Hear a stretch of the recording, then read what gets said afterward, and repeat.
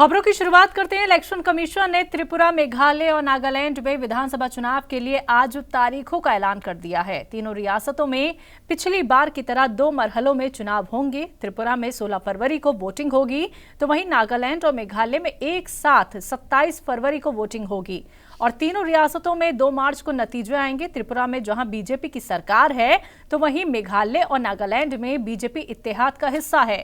तीनों रियासतों में पिछले साल फरवरी में ही वोटिंग हुई थी।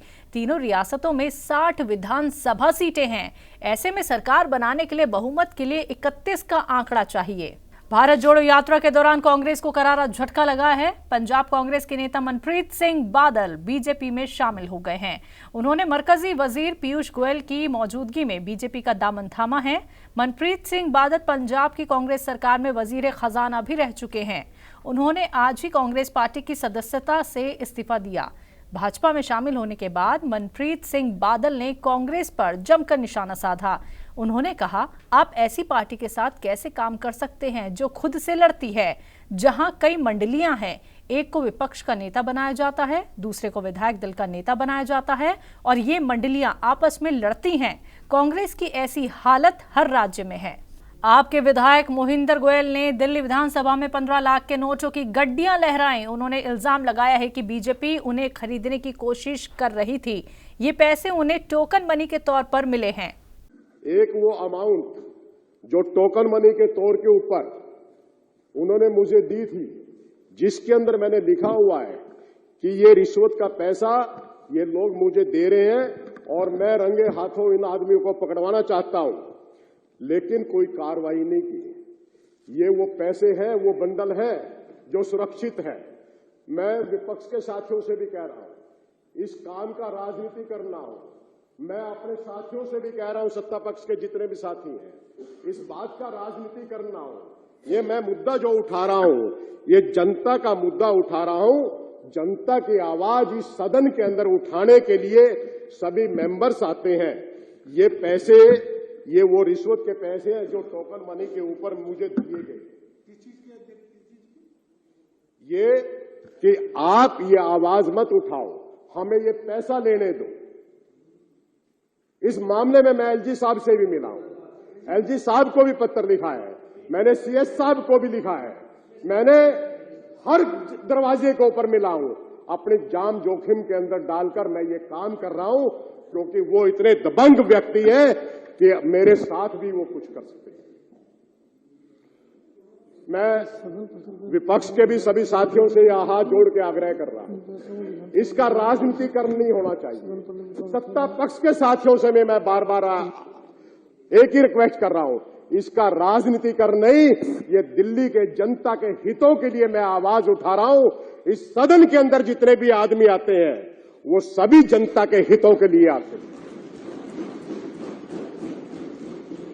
मुझे पता है मेरे साथ में वो कुछ भी कर सकते हैं। मैंने डीसीपी साहब को पत्र लिखा कि मुझे सुरक्षा की जरूरत है। मेरे आगे पीछे इस प्रकार के दबंग घूम रहे हैं, मुझे धमकी देते हैं। वहीं इस मामले पर दिल्ली बीजेपी नेता हरीश खुराना ने बयान देते हुए कहा कि आज फिर आपने विधानसभा में ड्रामा किया है। ये लोगों को मुद्दों से भटका रहे हैं। आज फिर एक नया ड्रामा हमने विधानसभा में देखने को मिला। आम आदमी पार्टी के विधायक सदन के अंदर 15 लाख रुपए कैश लेके आरोप प्रत्यारोप शुरू कर दिया। भारतीय जनता पार्टी का ये मानना है कि सिर्फ और सिर्फ मुद्दों से भटकाने की कोशिश है। आपसे मैं पूछना चाहूंगा आम आदमी पार्टी से, 15 लाख रुपए कैश तो आप दिखा रहे हो, कोई स्टिंग किया हो तो वो दिखा दीजिए। आप तो स्टिंग के मास्टर है ना, स्टिंग कोई किया हो वो दिखाइए। आप कह रहे मैंने कंप्लेन करी, कंप्लेन की कॉपी जनता को दिखा दीजिए। आप तो हर रोज प्रेस कॉन्फ्रेंस करते थे, वो प्रेस कॉन्फ्रेंस कोई करी हो इस मुद्दे के ऊपर वो दिखा दीजिए, वो उसका दिखा दीजिए। सवाल इस चीज का है कि अब तक आपने कुछ इस पे किया नहीं और आप अभी तक कोर्ट क्यों नहीं गए।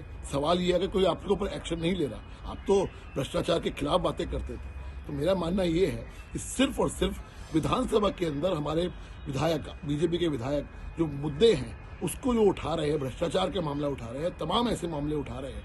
आप कई भ्रष्टाचार के मामले गिर चुके हैं, क्लासरूम घोटाला हो, आप कंस्ट्रक्शन वर्कर का घोटाला हो, ईडी का मामला हो, ये तमाम ऐसे मुद्दों के ऊपर जब आप लोग घिर चुके हैं और सदन में चर्चा होनी चाहिए और सदन के अंदर दिल्ली के विकास की चर्चा होनी, उस पर नहीं करेंगे आप। लेकिन इस तरह का जो रोज एक नया ड्रामा क्रिएट करके आप दिल्ली की जनता को भगाने की जो कोशिश कर रहे हो वो दिल्ली की जनता देख रही है। बात अगली खबर की। दिल्ली में आम आदमी पार्टी और बीजेपी लगातार आमने सामने रहते हैं। इसी जिम्न में दिल्ली विधानसभा अहाते में बीजेपी लीडरान ने अपोजिशन लीडर रामवीर सिंह बिधूड़ी की कयादत में एहतजाजी मुजाहरा किया।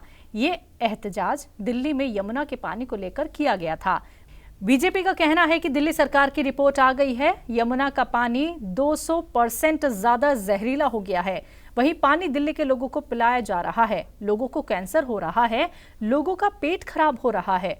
वहीं इस मुद्दे को लेकर आज विधानसभा में बीजेपी के जरिए चर्चा का मुतालबा भी किया गया था, जिसके बाद विधानसभा में काफी हंगामा देखने को मिला।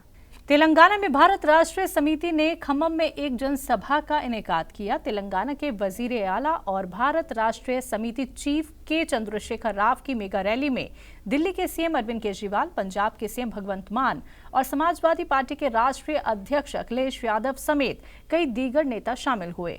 सियासी तौर पर इस जनसभा को बहुत अहम माना जा रहा है, क्योंकि तेलंगाना राष्ट्रीय समिति का नाम BRS होने के बाद पार्टी की ये पहली ऐसी रैली है। इसमें आम आदमी पार्टी, समाजवादी पार्टी और वाम दलों समेत अलग अलग अपोजिशन दलों से नेता शामिल हुए। 2024 के चुनाव के पेश नजर इस रैली को अहम माना जा रहा है। तमाम अपोजिशन पार्टियां मरकजी हुकूमत को हटाने की तैयारियों में जुटी हुई हैं। राजधानी रांची समेत झारखंड के मुख्तलिफ शहरों में रोड सेफ्टी वीक के तहत प्रोग्राम का इनेकाद किया गया। भारत सरकार के नेशनल सिक्योरिटी काउंसिल के ऑर्डर्स पर हर साल जनवरी में रोड सेफ्टी वीक के तहत प्रोग्राम का इनेकाद किया जाता है। इस दौरान लोगों को रोड सेफ्टी के बारे में बेदार किया गया और मुख्तलिफ ट्रैफिक रूल्स से लोगों को रूबरू किया गया। क्या आपका नाम है? योगेश नाम है। ये हेलमेट क्यों ज़रूरी है और इसके लिए क्या सेफ्टी आप बरतेंगे? देखिए, अभी इस वक्त में हम लोग safety week road safety week हम लोग मना रहे हैं, ठीक है।